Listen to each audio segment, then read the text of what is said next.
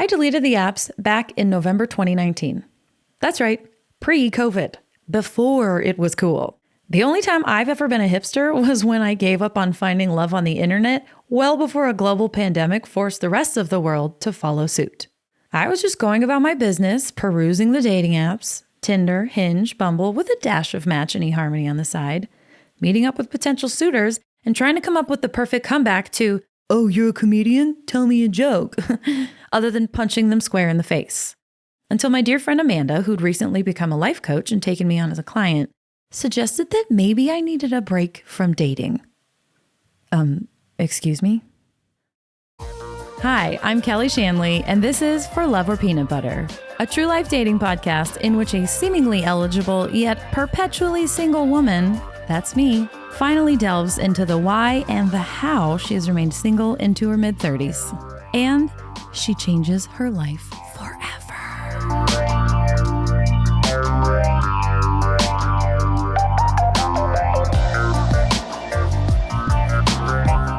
I'd taken a break before, the kind where I was still very much addicted to Tinder, Bumble, and Hinge, and constantly thought about all of the matches who were either bugging the shit out of me, handsy French guy? Hello, baby. You look sweet upon the seat of a camel that's built for two. Or straight up ghosting me, hot ginger who proposed when I ordered whiskey. Dave does not exist. What Amanda meant was a purposeful step back from computer courtship to focus on myself. Ew.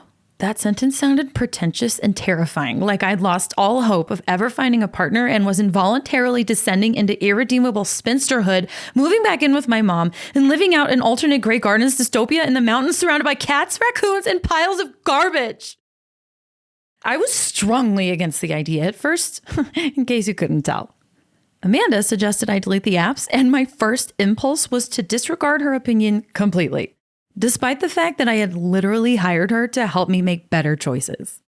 She asked me why I took such an issue with the idea of deleting the apps. All I hear is you complain about them. It doesn't sound very fun. Well, that's because it's not fun.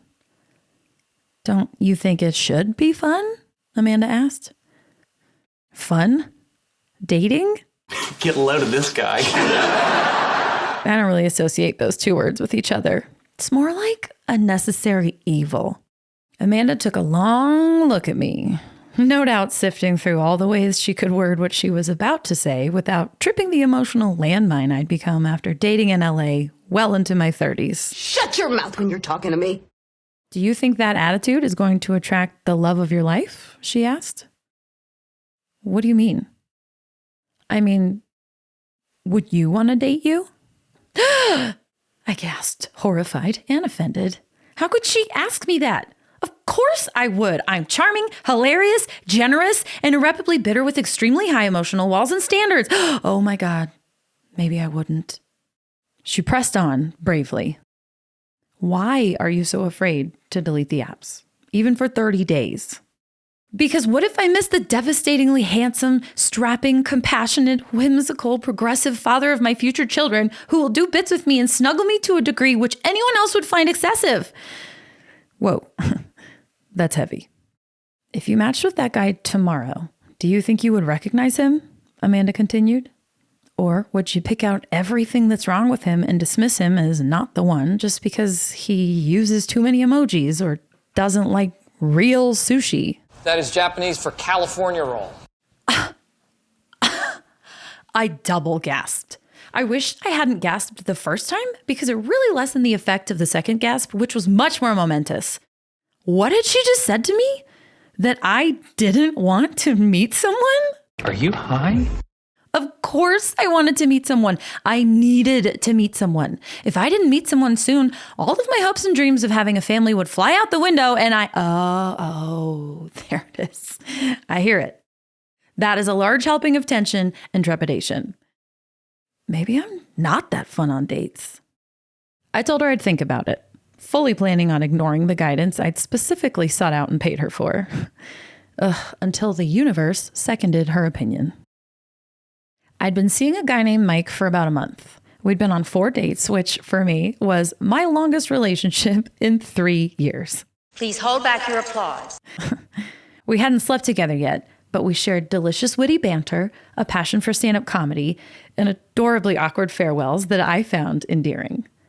This was the week he blew me off for good.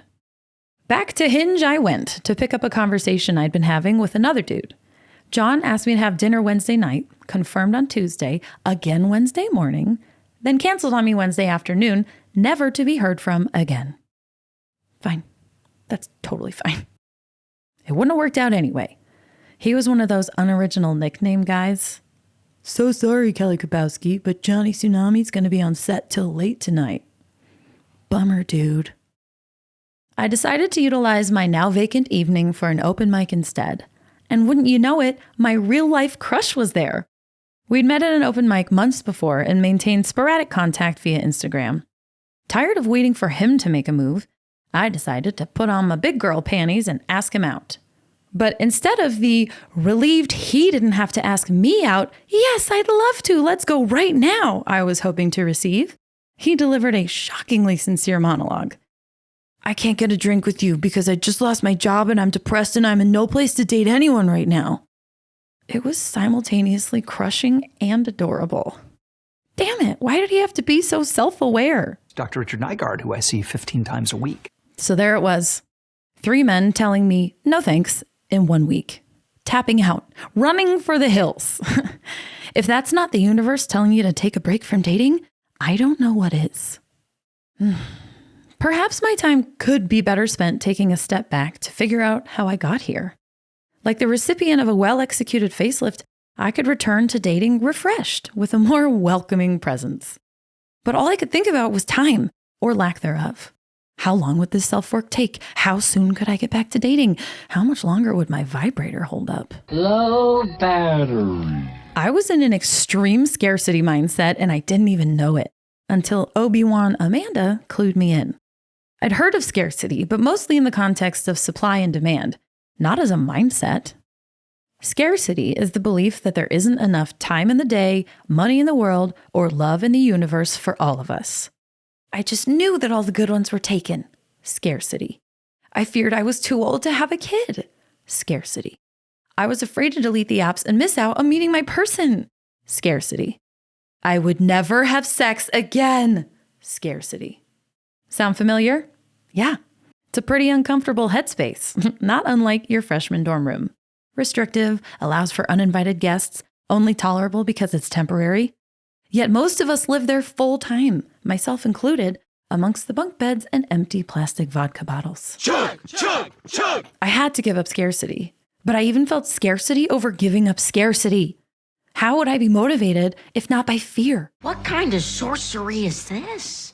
Step 1 was deleting the apps. I couldn't believe how peaceful I felt immediately. It was unreal. My mind had been consumed by all of these strangers from the internet, what they thought, how they felt, why they hadn't responded to me, which one they were in the many, many group shots. The constant, gratuitous overanalyzation was gone. Hallelujah. Hallelujah. Suddenly, I had time to think about myself instead. What I wanted, what I thought, what I felt, why I had been curating my responses to please them. More on that in another episode. As it turned out, I didn't know the answers to any of those questions, which made them a great place to start. Did deleting the apps solve all of my problems?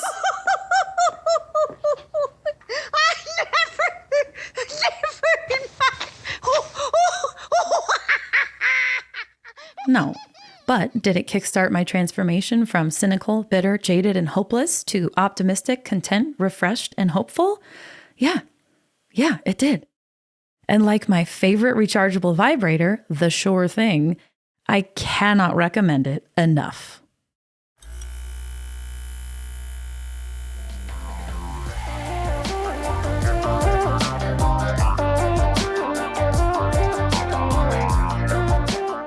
I'm Kelly Shanley, and this is For Love or Peanut Butter.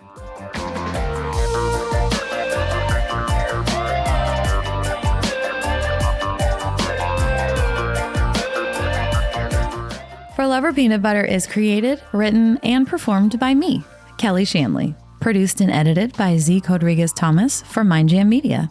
If you enjoyed this episode, be sure to follow the podcast and leave us a glowing review. If you can't wait to hear the next one, check out the column of the same name on Medium. Link in show notes. And be sure to follow me on social media. On Instagram and TikTok, you can find me at Kelly A. Shanley. On YouTube, Facebook, and Medium, at Kelly Shanley. Thanks so much for listening, and stay crunchy out there. Or smooth.